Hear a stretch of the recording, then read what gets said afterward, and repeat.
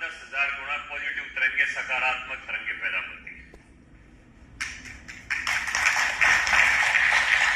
आप कहेंगे अगर कोई अंग विकारग्रस्त है और आप महामृत्युंजय मंत्र के साथ उस अंग के ऊपर आप मन का पूरा फोकस करते हैं तो आपका अंग स्वस्थ होने में दवाइयों की अपेक्षा ज्यादा जल्दी स्वस्थ हो जाएगा। हमारे एम्स के अंदर आविष्कार हुआ है, दिल्ली एम्स के अंदर उन्होंने यह आविष्कार किया कि जिन मानसिक रोगियों को साइकेट्रिक डिपार्टमेंट में केवल मात्र दवाई दी गई वो 1 साल में ठीक हुए, और जिन मानसिक रोगियों को दवाई के साथ साथ गायत्री मंत्र का 24 मंत्रों का रोजाना उच्चारण करवाया गया वो केवल मात्र 6 महीने में ठीक हो गए। आज इस समय में वो लोग मानसिक विकारग्रस्त जो लोग थे वो ठीक हो। यानी हमारे ऋषियों मुनियों ने कितना शोध किया इसके ऊपर। शरीर के एक एक तंत्र के साथ, एक एक वायु स्थान के साथ, एक एक भाव भंगिमा के साथ हमारे जितने भी स्वर है, कोई वर्षा ऋतु का स्वर है, कोई ग्रीष्म ऋतु का स्वर है, कोई शरद ऋतु का स्वर है, कोई संध्या काल का स्वर है, कोई प्रातः काल का स्वर है, कोई अर्धरात्रि का स्वर है। संगीत के अंदर कितना शोध हमारे भारत के अंदर हुआ है और किसी संगीत के अंदर ये नहीं है। लेकिन ये विडंबना रही हमारे देश के अंदर जो कालखंड आया है गुलामी का, एकदम से मदरसा शिक्षा के बाद हम मिशनरी शिक्षा के अंदर चले गए। और उस मिशनरी शिक्षा का ये रहा क्योंकि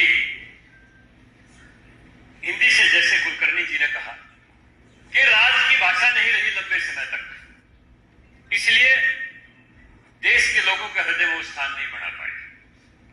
बहुत बड़ा कालखंड है गुलामी का जो रहा, उसके कारण हिंदी की जो उपेक्षा रही, उसके कारण देश ने बहुत कुछ झेला है। और मैं 2-3 बातें आपके सामने करता हूं। हिंदी के अभाव में हमारा गणित समाप्त हो गया। जब मैंने 4वीं कक्षा पास की मुझे 20 तक के कटमा पहाड़े याद थे। आज किसी MBA BBA बच्चे से पूछें, MCOM BCOM बच्चे से पूछें कि 19 सिनेमा कितने होते हैं, वो 171 नहीं बता सकता है, 16 नेमा 144 नहीं बता सकता, 17 नेमा 153 नहीं बता सकता।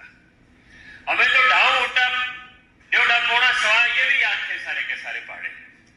आज अगर किसी से कोई संख्या पूछेंगे, उसका मल्टीप्लाई, उसका गुणा पूछेंगे, भाग पूछेंगे तो कैलकुलेटर उठाएगा। अगर कैलकुलेटर में वायरस होगा तो वो संख्या भी गलत बताएगा, क्योंकि उसका खुद का दिमाग तो काम ही नहीं कर रहा। मैं अपने आप को सौभाग्यवान मानता हूं।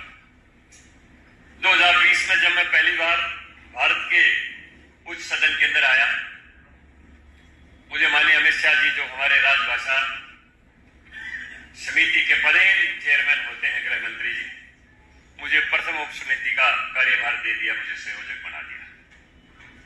मेरी रुचि का मुझे विषय मिल गया।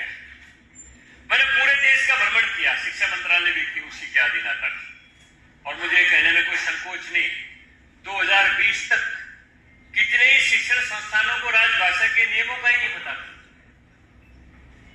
उन तक कोई गया ही नहीं था। जामिया मिलिया में पहली बार मैं गया, अलीगढ़ मुस्लिम यूनिवर्सिटी को मैंने पहली बार बुलाया, दिल्ली विश्वविद्यालय को मैंने पहली बार बुलाया, JNU को पहली बार मैंने बुलाया, दिल्ली के कितने कॉलेजों को मैंने पहली बार बुलाया। उनको पता ही नहीं था कि राजभाषा की नियमावली क्या कहती है। अभी कुलकर्णी जी ने संक्षिप्त में इतिहास बताया। 14 सितंबर 1949 को संविधान सभा में एक संकल्प लिया गया था कि 15 वर्ष के अंदर देश के अंदर हिंदी को राजभाषा के रूप में लागू कर देंगे। 15 वर्ष नहीं होने चाहिए थे, 15 दिन भी नहीं होने चाहिए थे, 15 मिनट भी नहीं होने चाहिए थे। कितने देश के राष्ट्राध्यक्षों के सामने ये समस्या आई जब स्वतंत्र वो देश हुए, और उनके सामने जब ये कहा गया कि जितने दिनों तक हम, क्योंकि पूरी दुनिया के 90% बात के ऊपर ब्रिटिशर्स का राज था, कितने दिनों तक अंग्रेजी का प्रयोग रहा, हम एकदम अपने देश की भाषा को कैसे लागू करेंगे। तो उस देश के निर्वाचित राष्ट्राध्यक्ष ने एक बात कही, ठीक है किसी भी भाषा का प्रयोग करिए, लेकिन अगले ही दिन से वो मेरे देश की भाषा होनी चाहिए। लेकिन हमारे के अंदर 15 साल का संकल्प लिया गया और वो संकल्प पूरा होने से पहले 1963 के अंदर तत्कालीन सरकार ने दोबारा अंग्रेजी के उपयोग की अनुमति दे दी। उसके बाद कितने हिंदी आंदोलन हुए, कितने लोगों ने गिरफ्तारियां दी, कितने जेलों के अंदर गए और भारी दबाव के बाद 1976 के अंदर इस राजभाषा समिति का गठन हुआ था। उसके बाद भी